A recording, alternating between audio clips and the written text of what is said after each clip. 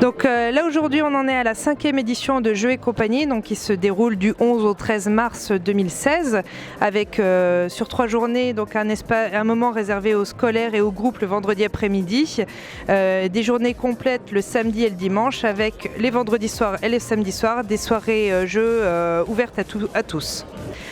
Au départ, c'était une volonté manifeste de 3 associations qui étaient Épinal JCC, la Ludothèque, l'association des ludothèques des Vosges et Place aux Jeux, donc qui est une association de jeux de société qui ont décidé de monter une manifestation ludique qui permettrait de regrouper tous les acteurs du monde ludique de l'Est de la France. On y regroupe ici des associations, des éditeurs. Dans les associations, on a du jeu classique, donc les dames, les échecs, le mahjong. On a du jeu de figurines, on a du jeu de rôle, on a du jeu de cartes à collectionner, on a du jeu de plateau traditionnel. On a des gros jeux d'adresse en bois qu'on pouvait notamment retrouver dans les cafés, les bistrots au début du siècle et donc des jeux à destination des tout petits avec les ludothèques. Alors en termes de public, donc le vendredi après-midi c'était réservé aux groupes et aux scolaires, donc là on a eu beaucoup d'instituteurs qui sont venus avec leur classe. En journée on a un public plutôt familial et en soirée on a plutôt des joueurs un petit peu plus experts qui ont l'habitude de faire des soirées jeux, des tournois et compagnie. Sur un festival comme Jeux et compagnie et les autres festivals ludiques de France, les festivaliers viennent surtout rechercher de la nouveauté, tester des jeux et aussi se créer un réseau parce qu'on a besoin aussi pour faire évoluer notre culture ludique de se pencher sur les intérêts qu'ont les autres dans le monde du jeu. Moi je suis Mathieu Lanvin, je suis le chargé de communication et responsable événementiel de Blue Orange. Donc Blue Orange est un éditeur de jeux de société qui est basé à Pont-à-Mousson.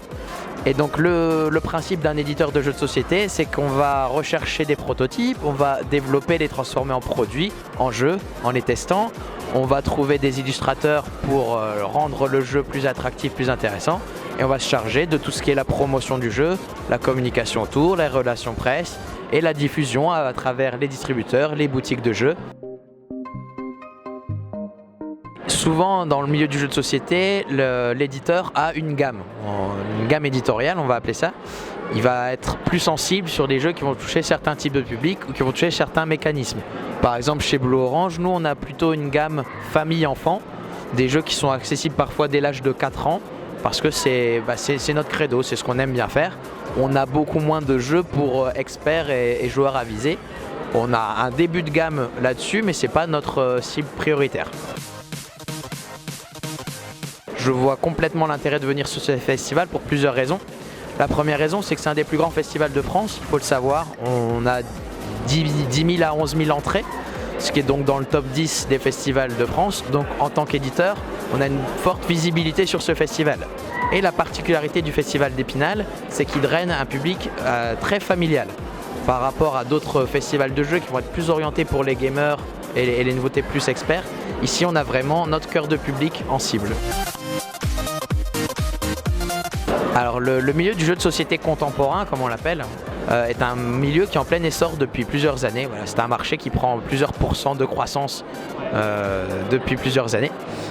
Et donc il y a de plus en plus d'éditeurs sur le marché, les éditeurs se professionnalisent, parce qu'avant ça reste un secteur niche, donc on était sur un milieu, on a surtout des passionnés à la base, mais qui se voient avoir de plus en plus de responsabilités parce que leur activité fonctionne, prend de l'ampleur.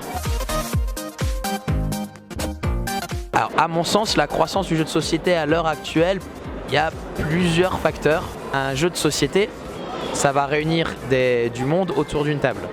Donc on va un peu se retrouver en famille, entre amis, avec quelque chose qui est intéressant, qui est convivial. Le jeu de société contemporain a cette richesse d'apporter beaucoup de nouvelles mécaniques de jeu, beaucoup de sensations différentes qui sont hyper intéressantes à pratiquer et donc qui recréent des liens entre les gens.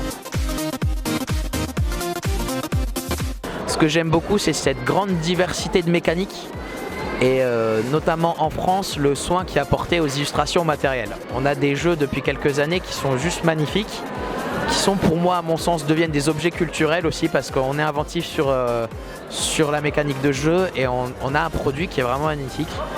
Et voilà, on va pouvoir être entre amis, en famille, créer des moments privilégiés. Je trouve ça c'est super important et c'est super plaisant.